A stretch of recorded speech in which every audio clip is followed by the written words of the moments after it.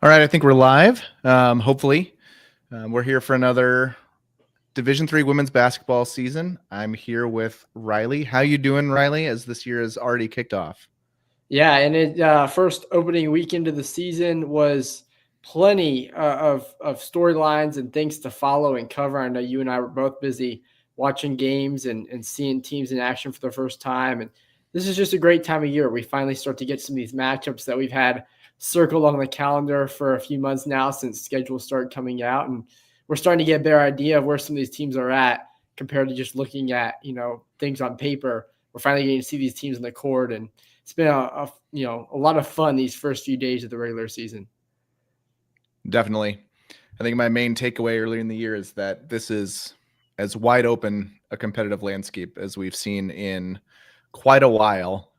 I think a lot of that is due to the COVID waiver year and that expiring. And so there's just a lot more turnover between last year and this year than we've had maybe ever.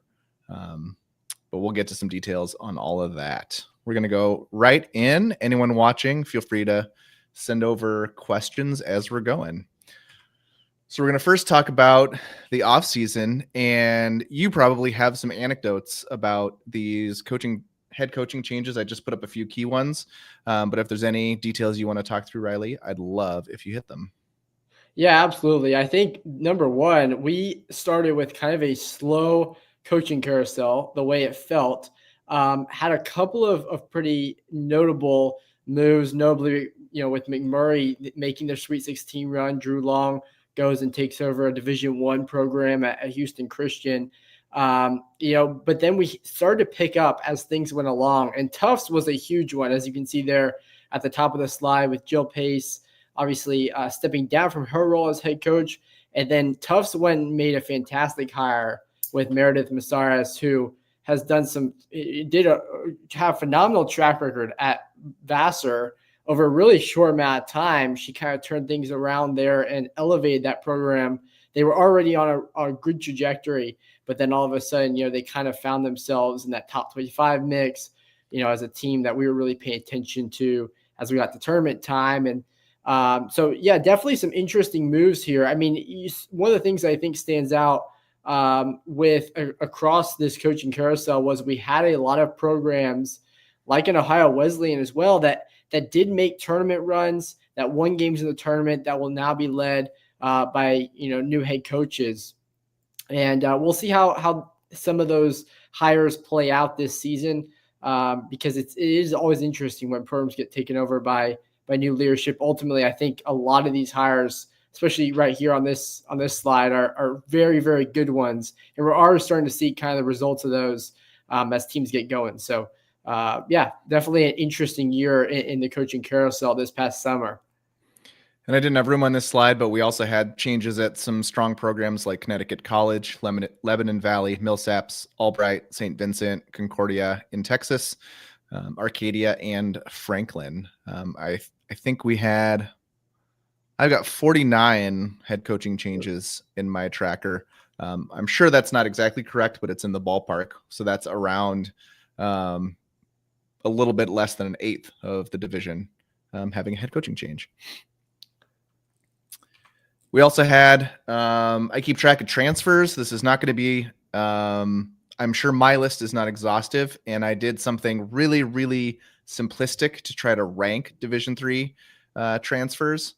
And so this just shows players that played for a Division III team last year and then transferred to a different Division III team for this year, along with some of their stats over there. And then the two highlighted in yellow did not play last year. So those stats are their 2023 to 2024 stats. I think it's always interesting when we see players moving within the same conference.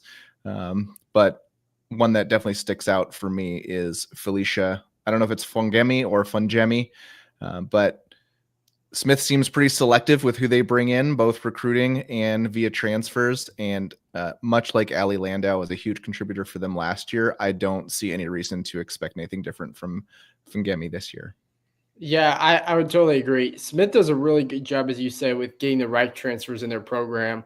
We've seen that, 2 years now. They brought in Sophia Rosa the year prior to last year. I mean, that, as you mentioned, Allie Landau had a lot of success. And so I think, whenever you see transfers going to programs like that have had some proven track record with bringing in transfers, getting them into the mix pretty early on, and allowing them to kind of make an immediate impact, it definitely raises, your attention. And yeah, I think there's several, on this list that, really stand out. And I'll say too, like looking at this, sometimes it's easy to look at points and different individual stats. I think, and as you've said times before, Scott, that minutes is an extremely valuable component here. It's simplistic, but it's extremely valuable. Shows how much they were playing for their previous team, how much they're in the rotation, and ultimately, I think how much experience they really have at this level. For some of these that are coming from quality programs, how much experience they have against top level competition. I think that's usually a pretty good indication of someone's what kind of impact they'll be able to make at their new program and how early that's going to be. And for some of these on this list, we've already seen them making impacts here in this first week of the season. Yeah, I do think minutes are underrated because coaches don't really lie with playing time. I know watching all kinds of sports, you see a new rookie or a new recruit and you see upside, and then they just don't get playing time for like a whole year. And it's usually because the coaches know stuff. There's a reason that they're not putting them out there in the game. And I only track these really simplistic things, minutes, points, and rebounds. And I might see a player who has 800 minutes, but not tons of points and rebounds. And it should be pretty obvious that any coach who's going to put a player out there for that many minutes, they're contributing. And so whether it's ball handling, leadership, defense, distribution, all these things, minutes don't really lie. So again, this is just a smattering of the transfers. I've got 122 Division III to Division III transfers that I've tracked. And I hope all of these players find a really good fit for them. We've also got non-Division III coming into Division III transfers. I needed a place to put all of my top players returning from injury. So that's why you'll see some here noted as the origin of injury. But it's always like, this is a much harder group to gauge what sort of impact they're going to have. But we saw last year, you're going to have to help me out with the players, Sammy Byer and one more that graduated from Oshkosh. Well, yeah. Rondorf. Alex Rondorf from Division II. Yep. Both of those came in from Division II and were significant contributors for Oshkosh. And I think we're already seeing that Briaria Cannon is a strong contributor for Smith. I've seen minutes for Gracie Metz, minutes for Riley Rosenberg, and minutes for Noelle Cabiness and Atiana Williams at Christopher Newport.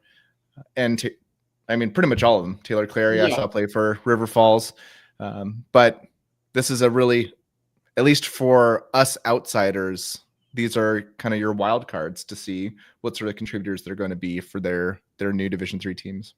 Yeah, for sure. And I think that's where finally getting to see some of them on the court is extremely valuable. And in a lot of cases, some of them are coming from places where they weren't playing a whole lot of minutes. And then some saw a whole lot of action. And in both cases, I think we've seen these non-Division III transfers coming to Division III in recent years and make some pretty big impacts.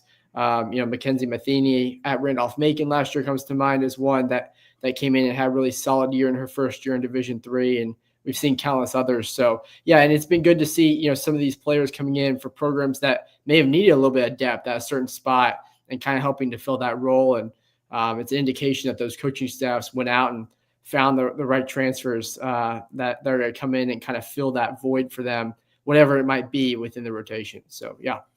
Yep. And that value column is very much a finger in the air that I did. Sometimes I'm looking up stats for these players, their previous year, previous team. Other times I hear somebody say something, but that's just trying to get directionally close to the impact of a transfer. But the bulk of these non-Division III into Division III transfers, I put at almost no value just because I can't differentiate them until we see their actual play on the court. Some conference changes. This is more division changes.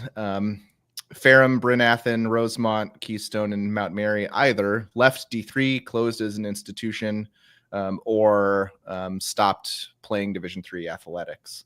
So I believe, right? Did Rosemont close or did they just stop? So Rosemont and Keystone both playing this year. Rosemont is on track. Will close next year. Gotcha. So Rosemont is fielding athletics this year, but they're not fielding a women's basketball team. And then Right. Alverno is alive as an institution, but they're not fielding a women's basketball team this year. And then we did not have any teams coming into Division III that changed the NPI landscape. So I believe Lyon and Hartford, games against them counted for NPI last year, and they still do. And there is no team who games against them did not count for NPI last year, but then they do this year. Carlo advanced one year, but games against Carlo still do not count for NPI. They will count starting next year, I believe. So in the NPI landscape, not a whole lot of changes. And then conference changes. So there's Hartford and Leon. They're full members now, which I think means that they are eligible for the postseason. Johnson and Wales moved to the CNE is an interesting one. John Carroll to the NCAC, which kind of leaves the OAC pretty bare. I think they could be a single bid league this year. And then I think, can you cover some of those movements down south, Riley? I think those are among the most interesting.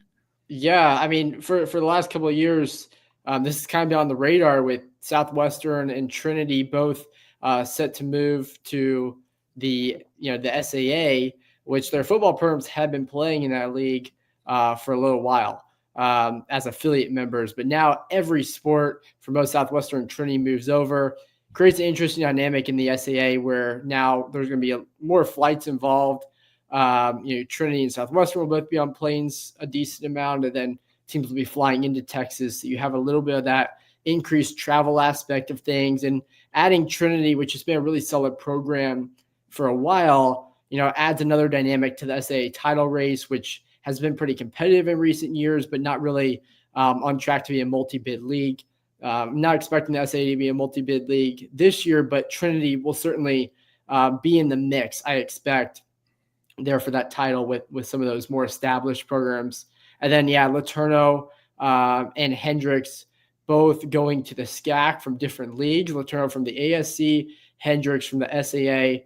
So the SCAC getting a little bit bigger, or not bigger, but kind of retaining their same membership as after losing Southwestern and Trinity. So things balance out there down south, and definitely some interesting movement in Region 10 and I guess Region 6. And just to add another note too, John Carroll to the NCAC is going to be really interesting because now you have DePaul in there as well, Denison. That's going to be a league to watch moving forward this year because there's 3 really solid teams there, and all of those matchups are going to be extremely interesting when they start playing in conference action. Definitely. We're going to move on to the top 25. So we wanted to record this at least just about 9 days ago before the season started. Now we have games, so some of this will feel a little bit outdated. Sorry for how small this is. I should have had it bigger. But this is the D3Hoops.com top 25 poll. This was the preseason poll. If you caught Riley and I on the D3 Hoops double take, we talked about kind of in general terms, some teams we thought were a little bit surprising to be on here, and some teams that were a little surprising to not be on here or be kind of low. Is there anything that we really need to cover? It is kind of outdated now, but that's only because we have games. So right. Yeah. I mean, a couple of weeks ago, maybe we would have had some more thoughts. At this point, I think there's a lot of things that only make sense, because we have had games, obviously seeing UW Stout beat Bethel last night and results like that. But overall, the preseason poll is the preseason poll. And I have a feeling the poll is going to look a little bit different here when we actually vote in the week 1 poll, because there has been a lot of surprises, I think, across the board, getting a read on some teams that weren't ranked to start the year, or maybe not even receiving votes that have had a really, really solid start. And so this next slide is going to show this top 25. It's going to combine this top 25, my individual ballot preseason, Riley's individual ballot preseason, and I'm cheating. I get I am posting what my top 25 is as of last night, and looking at the teams that have the largest amount of disagreement between those four sources. A lot of this is going to be because we now have data. And so like with we learned that their star Taylor Brunson is out for the year. But I think the collective voters still had, even before they knew that, thought that was knocking on the door of being a top 25 team. I did not think so. Similar, like the voters liked Geneseo. They were not on Riley or I's ballot. Same with Bridgewater State. Do we want to chat about Carnegie Mellon a little bit? Yeah. Let's because that was probably one of the biggest differences. You can see I have them at 13 the preseason. Scott didn't have them on his ballot. So yeah, definitely an interesting point there between our two preseason top 25s. I thought that they were a strong team last year in a good conference, but they didn't really feel like a top 20-ish team at the end of the year. They definitely weren't worse than 30th. They were in some pretty rarefied air, but they just didn't feel like a top 20 team. They didn't seem super deep. Like sometimes you watch these teams play like NYU or Hope teams of 8 years ago, and their second line that comes in or their third line that comes in just look just as good. And you know that they're loaded, and that's usually pretty rare. Like we've seen it with Christopher Newport in past years. And I didn't really see that with Carnegie Mellon. And then I thought some of the players that they graduated, which I believe include Shintala and Nambison, and did she graduate? Yes. On Carnegie Mellon. It just seemed like a lot to replace and still be a top 25 team was the way that I looked at it. If I was like having to bet, like you couldn't have, like I would have bet that they would be a top 35 team. Like I think the floor is very high for a team like Carnegie Mellon, but I just didn't quite see that top 25 quality yet. Yeah. I mean, I certainly can't argue with that. And again, I mean, we've now had the chance to see him in a game. Oberlin played a really, really close kind of game that came down to the final shot the other night. And so my opinion has shifted a little bit on them. I mean, I want to see a few more games, but yeah, the guard play is where, I think my thought in putting them at number 13, again, a little high, but wanted to see, I felt like their front court was going to be one of the best in the UAA with who they returned, with some of the production we saw from younger players last year that seemed to be making strides really, really quickly. And then, the guard play, Nicole Timko, who transferred in from Christopher Newport prior to last season, didn't have a whole lot of minutes because Carnegie Mellon had, such good guards last year. But I felt like, she was really in a position to step up big this year, had put up some good numbers in a role kind of coming off the bench last year. And they also have a freshman point guard who the coaching staff and others were really high on in terms of her potential and upside and chance to make a really big impact early on. So that was kind of where I was at with them coming into the year. Felt like there was a lot of pluses, even though they might have to play a different style to get the same kind of results this year. We'll see again how things go from here and how they adjust and adapt. But yeah, I mean, I think you bring up some really good points on them and some of what they lost. And, this is a case we've seen with a lot of teams. The UAA is tough to figure out, right? Because it feels like they recruit at a really high level, but then again, everyone else in that league is recruiting at a high level as well. And so, there's always a little bit of a dynamic where there's a lot of talent, but it's just a matter of putting that together. And some of those pieces, especially with such a solid backcourt presence, aren't easy to just replace. It takes some more time than maybe, it would take to, if you're bringing back a starting point guard or a couple of starting guards. So definitely an interesting team to keep an eye on. And I think I was definitely more aggressive with completely leaving teams off my ballot that were great last year and graduated a lot. But even, like Stout was collectively 31, Whitewater 42, Colorado College 36, Whitman 35.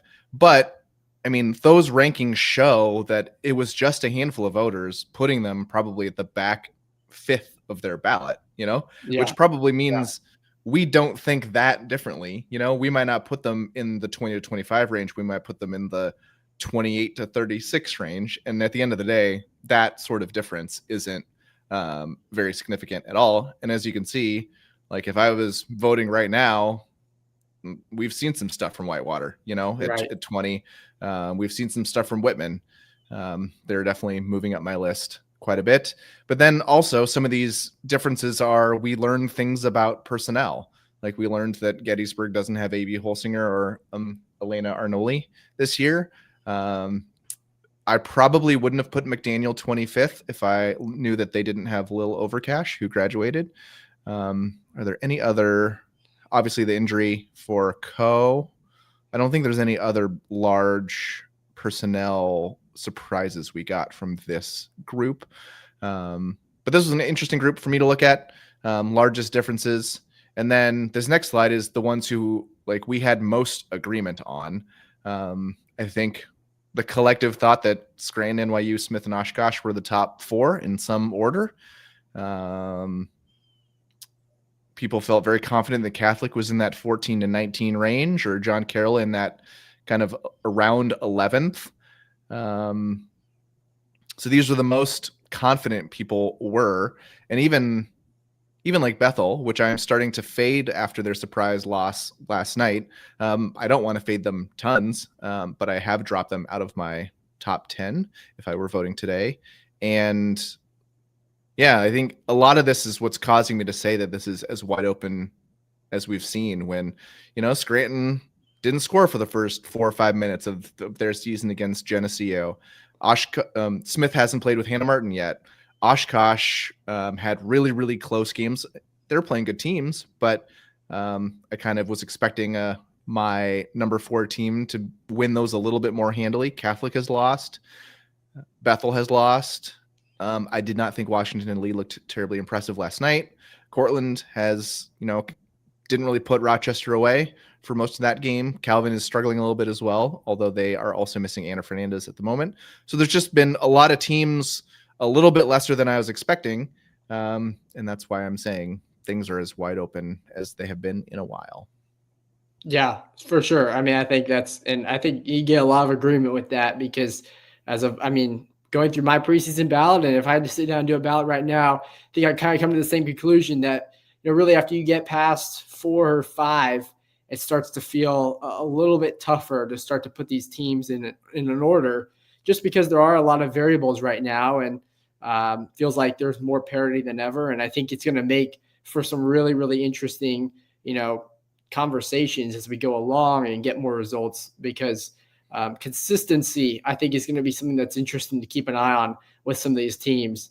Because we have seen, as you just said, they're going through several teams on this list. There's been some inconsistencies to start the year.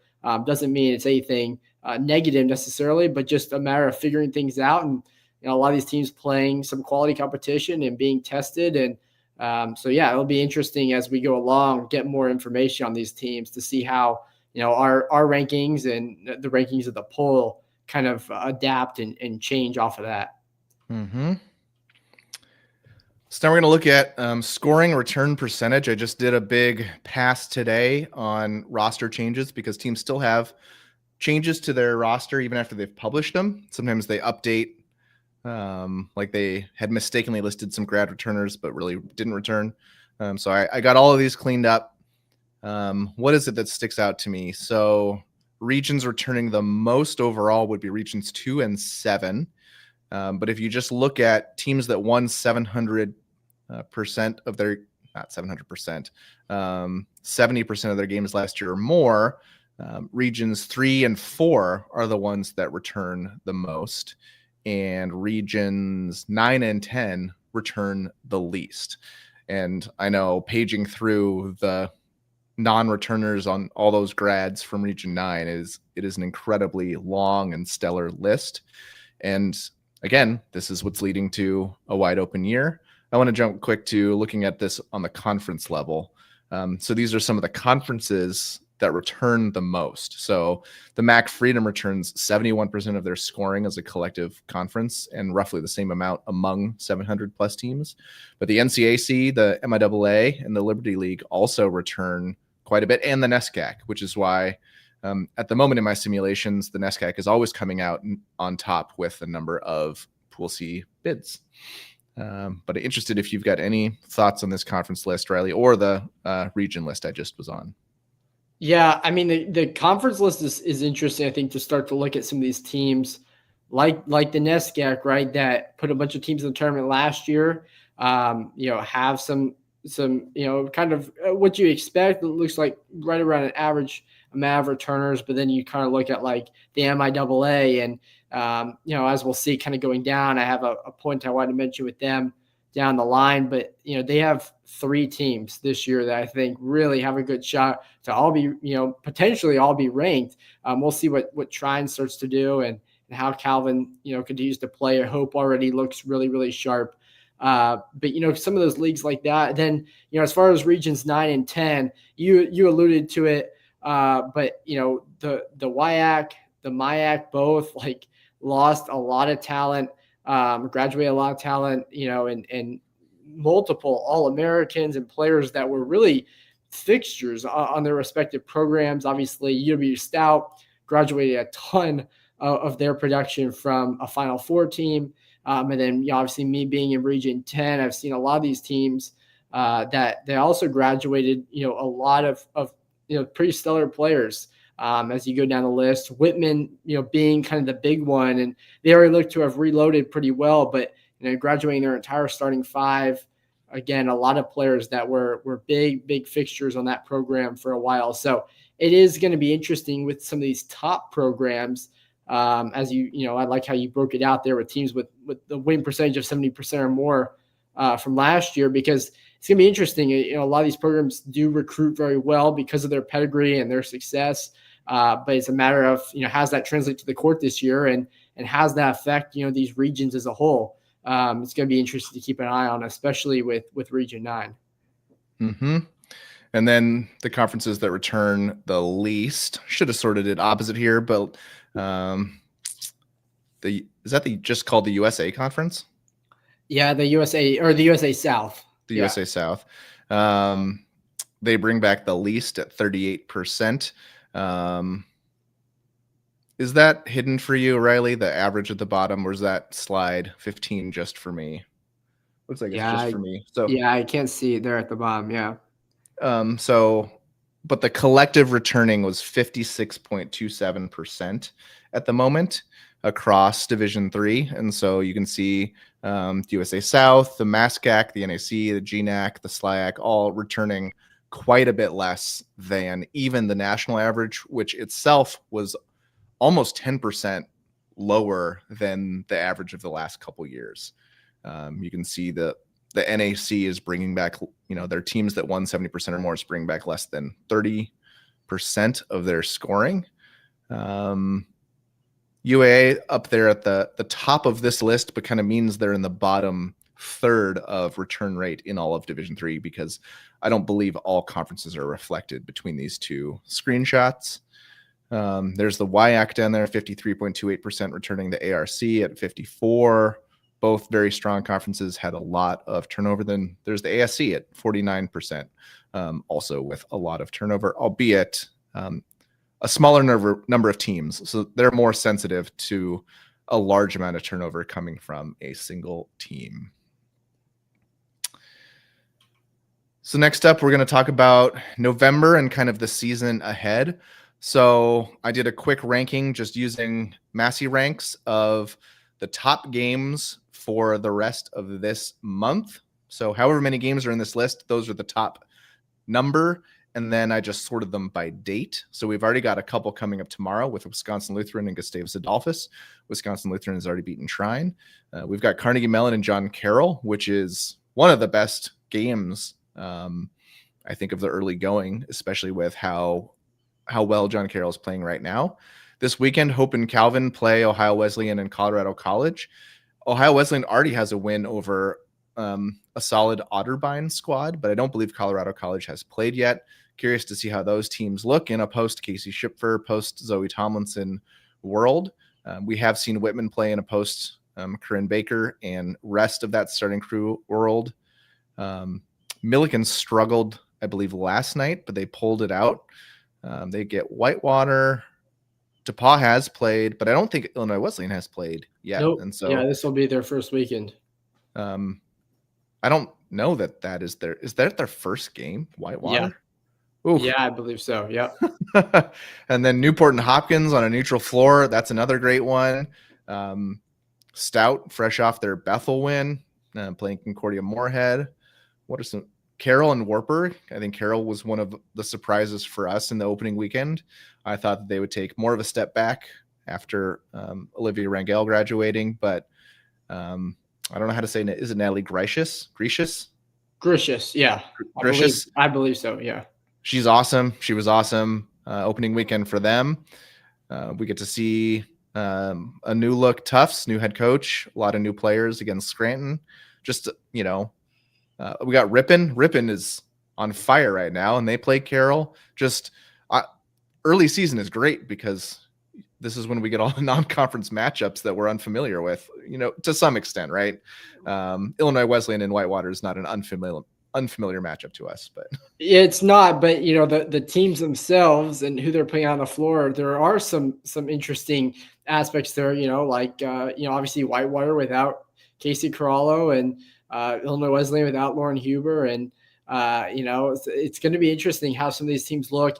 And I even think that's an interesting storyline to see some of these matchups that we've seen in recent years in non-conference, but now how they look with, both teams maybe bringing back and relying on some different pieces now, different returners, having graduated some impactful, fifth years and seniors last year. And I think seeing some of those matchups that we, that are familiar to us might be really interesting. And then, a lot of good, matchups even as we move into the latter part of the month.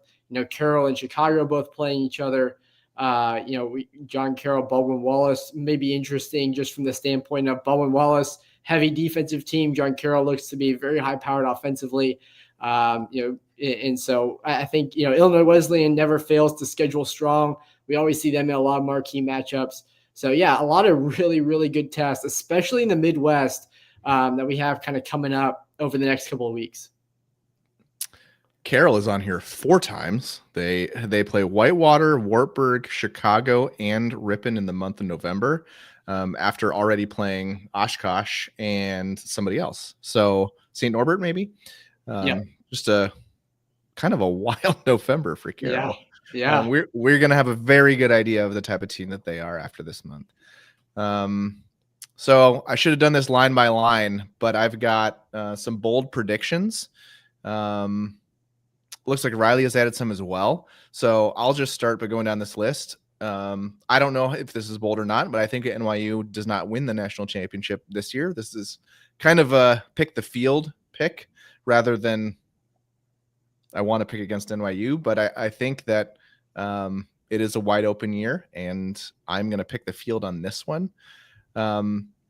Because I wanted to be bold, I decided to go and say that the ODAC and the OSC both get 0 Pool C bids, which would mean that out of the ODAC, if Washington and Lee is the top team, that Randolph-Macon and Shenandoah do not get Pool C bids, which would be a departure from recent years.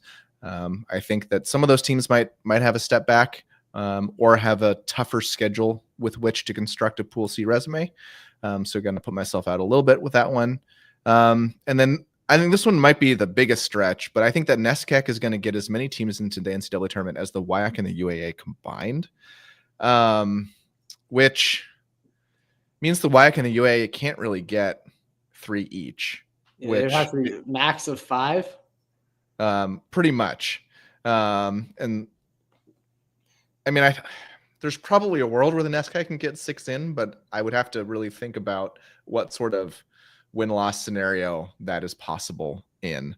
I mean, I guess maybe if you've got 5 stellar teams and then none of them win the conference tournament, that's probably the way that it would have to happen. But I think there could be a world where the WAC and the UA get 5 combined, and the NESCAC gets 5. So those are some of my bold predictions. Do you want to push me in any, Riley, or do you want to hit yours? Yeah, I mean, I'll just say, I mean, I agree. I mean, I think it'll be interesting. You know, NYU has certainly started the year off strong. I want to see them, as I said the other night on Hoopsville. I want to see them in some bigger tests first. I think that's certainly a bold prediction there. NESCAC is interesting because I think that they do have a lot of depth this year, and the way that the league is set up with, you know, the single round robin as opposed to the double round robin, and all of them playing pretty strong non-conference schedules, there's certainly a scenario where things fall in the right way, and they benefit from, you know, as they have in past years, I think, playing only once through the conference and getting so many of those quality non-conference games with MPI. I don't know how bold these are, but I think the MIAA is going to get 3 teams in the NCAA tournament, which, again, I mean, we're going to have to see how Calvin plays and how Trine plays, because I think, you know, the general thought would probably be another year of maybe a 2-bid league. But I think if things fall the right way, and all these teams have the talent, we talked about in our earlier slide, they bring back a lot league wide, and that includes, you know, these 3 programs there at the top with Hope, Calvin, and Trine. So definitely a league to look at. And then, you know, again, I mean, I think no fewer than 2 teams from 1-bid leagues will reach the Sweet 16. And this is more of just, I wanted to mention the fact, as we already have a couple of times, the parity I think is going to be really, really incredible this year, maybe even more so than we've seen in past years. And some of these programs from leagues that aren't typically going to make deep tournament runs may have an opportunity to do so this year, just with the way things shake out, some of the talent distribution, and some of the returners that some of these programs that are coming out of, you know, a 1-bid league are getting. And so I can think of a few programs that might fall into that category right now, and we'll see how that looks in February. But I think we're going to see a really interesting tournament as far as 1-bid leagues go, and as far as double-digit seeds go, with a chance for maybe some upsets, just with the way the landscape is in this year. Very interesting. Do you happen to know how many 1-bid league teams have reached the Sweet 16 in past years?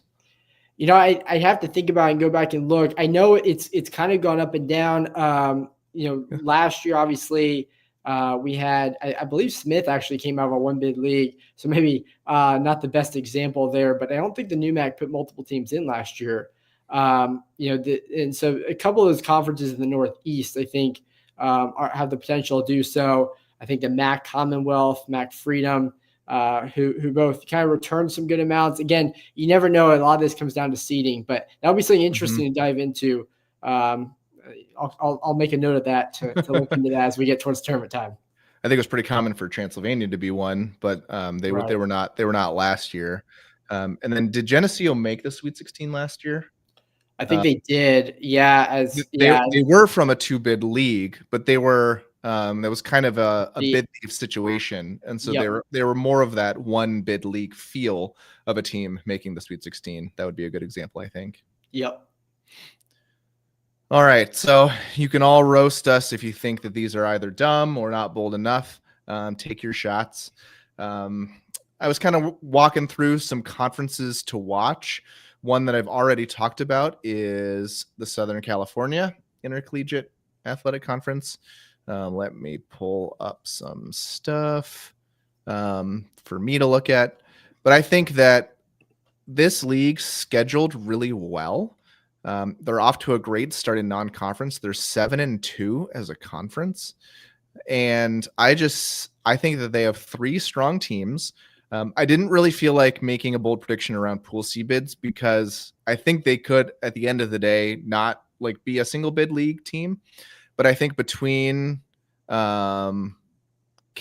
it's Cal Lutheran, Chapman, and Redlands, I think those 3 teams are going to be in that Pool C conversation all year. I think they're going to all have fewer than 8 or 7 losses. And I think the bottom part of the league is going to do well enough to really hold up the whole league's NPI and Pool C chances. I think Pomona Pitzer's already had a good opening weekend. So has Claremont Mud Scripps. I believe Occidental has been all right as well. And so that's just a league that I think, in women's like they've been very strong in men's basketball in recent seasons, but in women's basketball, it's just kind of don't get a whole lot of press. Everyone assumes they're just going to be a one big league and rarely have a team around the top 25. And I think that a lot, like all three of those things, could be different this year with the SCIAC. Yeah, for sure. It's going to be an interesting Region 10 league, and I think one of the stronger Region 10 leagues that we have. Just for that reason, they have some talent. And I even think going even a little bit deeper than those top three. You mentioned Claremont Mudscripts; they looked pretty good against MSOE this past weekend, so they may even find their way into the mix. Maybe not from a Pool C standpoint, but certainly into their mix. As far as the conference title race goes. And then I think the President's Athletic Conference could be interesting as well. I know we were talking a lot about Chatham last year because they brought in about 74 transfers and then had mixed results. And generally, their top minutes and top scorers were players who had been with the team the year before. They had really good underlying numbers, even though they they did win 778 last year against not a very strong strength of schedule, but they did not make the NCAA tournament.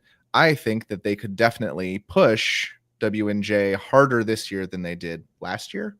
And then I've got Allegheny as my third, and they played it was Washington Lee and Nazareth. Or who was the other team that they played? RIT, who's a that's right, league favorite. Yeah. RIT. They played them both really, really close. Came away with two tough luck losses there. But I think the President's Athletic Conference has been one where you kind of just pencil in WNJ. And I think that might be less of a case this year than it's been in a while. Yeah, for sure. That's going to be an interesting league again. And Allegheny, 0-2, but those two losses by a combined 3 points. So I definitely think last year they started to make some strides, and we're going to see a continuation of that as they get into conference play this year. Big league too. A lot of league games here, which always adds another kind of interesting dynamic. And then in the NACC, St. Norbert and Wisconsin Lutheran have historically been the class of that league, and I don't really see a reason to expect differently this year. But Benedictine and MSOE both won more than half of their games last year, and both bring back a lot. They bring back 91 and 81% respectively. And so I think winning around 2/3 of their games could be in the cards for those teams this year, if not better. And then Aurora is off to, I think, a really strong start this year. I can't remember who they dominated. They had an easy time with Knox, who stuck with Warburg for about a half, which maybe is not a really uncommon thing. Oh, that's right. Aurora dominated Webster. Webster graduated a lot, but they've been quite good in past years. And so, that's 5 teams that could all be top 125 teams in the nation. And you could have 2 or 3 that are top 75, maybe 2 that are top 50 teams. And that, I think, could lead to the NACC as a whole being deeper than it's been. Yeah. And that always makes for just some interesting, conference title races, especially as we get into late January and February and we start to see, the way some of these things shake out. Because, last year, MSOE beat Platteville and won some big games that I think showed that they were on the right track. And with them returning so much, I think they're set up in a position to really contend in that league. And then, St. Norbert and Wisconsin Lutheran, you can never really count them out just because they recruit well. But so I think it's going to be one of those underrated leagues to really keep an eye on in the Midwest. And then you brought up another one, which I think is a good one, is the CNE. They've got, I think, 5 teams grouped around at the top between Endicott, Roger Williams, Johnson and Wales, University of New England, and Western New England. And I really don't have a strong conviction about the order among those 5. The ones that were the best last year were Western New England and Endicott, as they were a 2-bid league. Johnson and Wales won a ton of games, but against a pretty weak strength of schedule, which really hurt their NPI chances, I believe. But Roger Williams brings back a good amount. University of New England brings back 3rd most in the conference, 77% of their scoring, and they won over half their games last year against the second toughest strength of schedule in that conference, 546 strength of schedule, which is quite strong. And so I think that 5 could be a bucket of teams just jockeying around all year. I have not seen them jump up a whole lot as 2-bid leagues in my simulations, but we're so early in that. The starting numbers that I'm using for those simulations are still largely based in last year, and so we're going to need some time to really get these teams on the record for what they are this year before I really will put stock in those simulations. But I think the CNE could be another interesting league this year as they were last year. Yeah, definitely. I mean, and I think they were, I believe, if memory serves, the only league in Region 2 that sent multiple teams to the tournament last year. So, and with adding Johnson and Wales, Johnson and Wales coming over from the GNAC, it's that adds another storyline there with Johnson and Wales bringing back a ton. So, definitely going to be a good league, competitive towers. So, did Rhode Island College not make it last year? It was just Mass Dartmouth from the Little East. Yep. Yeah. And then, did Springfield was close, but they did not make it out of the new MAC. Right. And then there's just those 3 conferences in Region 2, CNE, Little East, New MAC. That's kind of a cool piece of trivia. CNE was the only 2-bid league last year from Region 2. And then we're going to move on to some personal projects. So take it away, Riley. Yeah, just wanted to mention, continuing to move closer towards the publication of my book on going through 2 seasons, inside Division III basketball. Had the chance to talk with so many people from across Division III, including on the women's side. A lot of long-form interviews that are going to go into this book, and hopefully a really good opportunity to showcase what Division III basketball is all about and the history and tradition of a lot of these programs across the country. And then you can read my work as you have been for the last couple of years on the scoop on D3 Women's Hoops on Substack. The link is right there. I look forward to continue to provide pretty good coverage, dedicated coverage, trying to do some more insightful things on different trends and storylines that we're seeing, things inside the top 25, outside the top 25, just kind of trying to do the best I can to cover things from coast to coast and highlight, what we're seeing and things that maybe aren't on the front center of people's minds that really are showing up for us as we start to look at the way the landscape is playing out, as this season goes along. Awesome to hear. Those 2 things I think are indispensable if you're following Division III women's basketball. They're just a great aid. I really focus on the stat side of it, and not that Riley doesn't focus on the stat side of it, but he really writes those human interest, journalistic, break down the players and the coaches involved. That I think is a great layer on Division III. So that's the scoop on Substack. And then a couple things I'm working on. I've got a new website called the D3statlab.com. There was functionality on my website in past years that I was not able to implement. The key ones being clicking on headers and columns to sort them, and having an always sticky first row and an always sticky first column. Because we've got over 400 teams, and if you're scrolling down a big table and the headers go away, you've got no idea what column of stats you're looking at. So I rewrote my website from scratch. This is just a screenshot of it.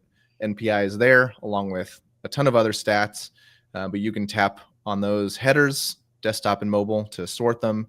And then that first row and that first column will stay stuck as you scroll all the way across. And then there's also a search for a team there, and then a conference drop down that you can filter for your favorite conference as well. Hopefully all those changes make that user experience all the more easier to zero in on your favorite team, your favorite conference that you're following. And then I've also come out with my first paid product. It's a single team PDF report that gets delivered to your inbox every week. This is just a snippet from Smith, but it'll show all kinds of data. You can see that team overview already is going to show the team's record, their NPI, their efficiency, which is from D3 Datacast, along with their tempo. We've got their minutes, weighted height, rotation size, scoring return rate, their experience, which kind of maps to class years. So if they're at a 3.0, it means their team is like a junior collectively. And And then the new points per 30 is going to include players like Briaria Cannon and Felicia Fangemi. And that really helps inform me, especially when I'm putting together a ballot of, did these teams fundamentally change from last year? If I see a team up top that's already been near the top, like Smith, and see, oh, they returned quite a bit less than the average, but they have added new production, be it from freshmen who are producing or incoming players, upperclassmen that are producing. That's a cool thing to look at. But this is just part of the report. You see the last week's games results, the upcoming week's opponents, win probability, game leverage, the top 5 players of each of those teams, and a whole lot more. Information on that is on my website, the D3statlab.com. So those are really the 2 things that I do. Riley and I are both on Twitter. You probably, everyone has found us over there. But I think that's it for, and then on this channel, I put up a bunch more YouTube videos in the off season. One breaking down NPI. There's already a great one that D3 Datacast has put out. But this one, I think I made some more women's basketball specific references in that one. And sometimes a different way of explaining things just resonates with people more. And I think I did some other stuff about how I break down schedules in the off season. I don't know how much I'll be doing during the season. But if something strikes me as something that I want to break down without dragging Riley into a live stream, we might do it. Maybe I'll break down one run of my season simulations when we're into December or something.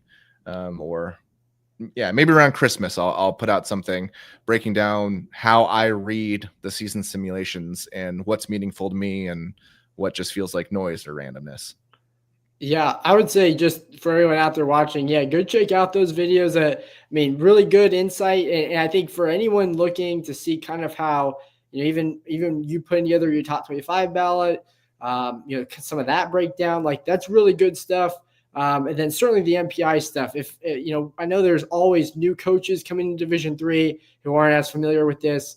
Obviously, parents, fans, people that aren't as familiar with this whole selection system, go check that out. I think it's going to help with your understanding of MPI, certainly, and help you to understand a little bit more how certain results impact, your team and who you're following, especially as the season goes along and we start to really get into those conversations of, are we in? What do we have to do to make the tournament, and all those things that start to come up, around late January and certainly into February. Yep. And then I had our overtime. We did not get any questions, but I just put NPI on here because we didn't really talk about it. But I'm also not sure what we talk about because we've had NPI for a year. Nothing about it has changed for this year. And so I just couldn't really think of anything else to highlight about NPI. Please hit either of us with questions if you have them about NPI. I think this video is a great place to go. And then I think it's D3 Datacast's episode 83. I sure hope I have that number right. That's another great place to go for just learning about NPI, because there are aspects of it that can feel intimidating, but it's really not a complicated formula. It just says we care if you beat teams. And then for the teams that you beat, we care if they beat teams. And then it just does that forever. And so was it Centenary 2 days ago was number 1. Centenary, New Jersey was number 1 in women's MPI. And I just put up a quick tweet saying, this is why they're number 1 in MPI. They're 2-0, and both teams that they have beat are undefeated against non-Centenary teams. And then I didn't go another step, but you can keep going steps and seeing these teams are 1-0 yet. And at this point in the year, NPI doesn't really know, there's 140 1-0 teams. They're all roughly the same in NPI's eyes. But as we get more games, that's going to start changing. And we saw it just after last night's results, not tons of games, but Hope jumped up because River Falls, who they beat, got a good win. I think Johns Hopkins jumped up Scranton jumped up because a team that they had beat went out and got a good win. And so NPI is starting to learn now, these are the teams whose opponents that they beat are also beating more teams in a relative sense than everybody else. So MPI is just, I'm going to look at results, but I'm going to look at every result and try to build this profile of who's beaten the most teams that have beaten the most teams that have beaten the most teams. Just kind of that picture frame inside a picture frame inside a picture frame all the way down. Yeah, and I think there's value too. I was just saying, I know some people and some suggestions may say, well, don't look at the MPI right now because it doesn't mean anything. I think you can get a lot of insight, especially if you're unfamiliar with it, by constantly looking at the MPI as the days go along. And similar to what you just described there, you can start to see how things shift based on results.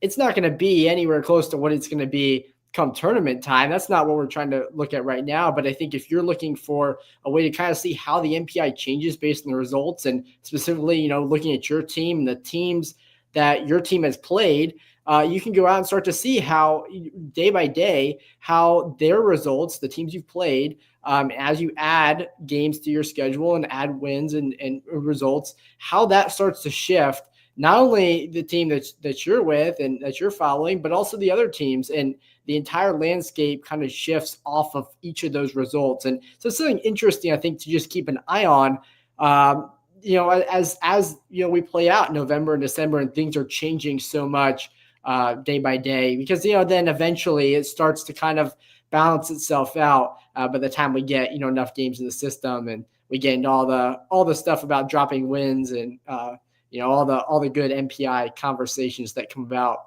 later in the second half of the season. One thing I find interesting is that strength of schedule largely worked the same way, because we had a component of it was your opponent's winning percentage. And then a smaller component was your opponent's winning percentage. Well, that's kind of what MPI is doing. It's just that strength of schedule stopped at those two levels, and NPI doesn't stop. It just keeps going. But because NPI almost feels more simplistic, I know that I've found or maybe I just understand it better now. I find myself rooting for all the other MIAA teams early in the year. Like, I'm just hanging on. Was it Olivet last night? And I was like playing Bluffton, and I was like, I want to win for the MIAA here. Trying to hold on over Baldwin Wallace. And then opening weekend, the MIAA had a bunch of teams lose by less than 5 points, and so I'm just like tuning into all of the MIAA games in non-conference and just rooting for them all to win, because I know that how much that helps the NPI of every single team in the conference, and then ultimately hope, but also other MIAA teams that are trying to get into the NCAA tournament.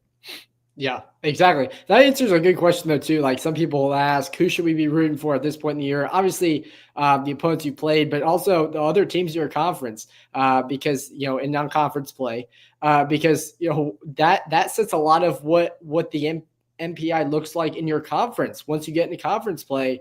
So you really need, you need to be rooting for everyone else in your conference to go out and take care of business in their non-conference schedules, because that's only going to help you, if you can get a win there once you play that team or your conference schedule as a whole, in the later months of the season. Yep. And knowing that Hope's going to play Ohio Wesleyan, I'm just rooting for Ohio Wesleyan to beat Otterbein, which they did. But I find it funny that even though it's the same across sports, it wasn't intuitive to me, because back in, like, we're in the football season now. Back when Hope football had their bye week, I asked Logan Hansen, I was like, hey, well, what should I be rooting for this week to help Hope's Pool C chances? And he's like, number one thing is you want any MIAA team to win.